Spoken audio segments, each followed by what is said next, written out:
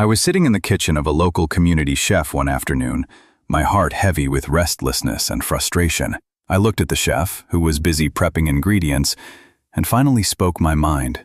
"I don't understand it," I sighed. "I attend church every single Sunday. I pray daily, I read the scriptures, and I try my best not to commit any major sins. Yet I am constantly facing financial hardship.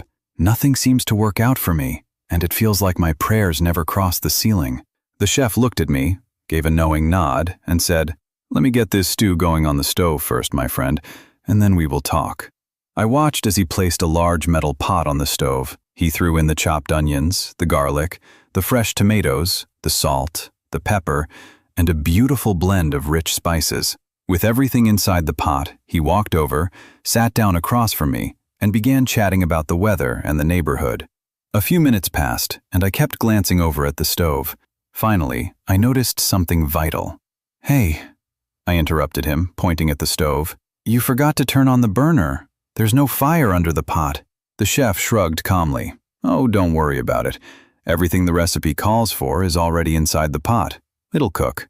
I laughed, thinking he was joking. How can the stew cook if you don't light the flame? Without fire, it's just a pot of raw ingredients sitting in the dark. The chef's face softened, and a profound smile spread across his lips. "Exactly, my friend.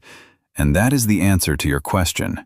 He leaned forward, looking me dead in the eye. "Just like this pot has every single ingredient it needs, but can never become a nourishing meal without a flame, your life can have all the outward signs of faith, the prayers, the church attendance, the rituals, but it will amount to nothing until you light the fire of true righteousness and transformation within your soul."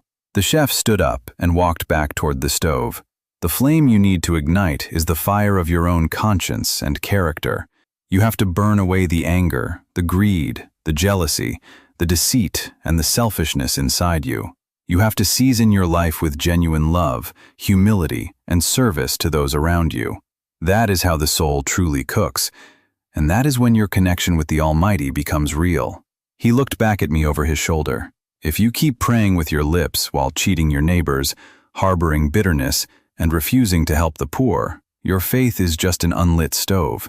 Turn on the fire of a good character, and watch how the Lord transforms your life." The truth of his words hit me like a wave. I understood my mistake completely.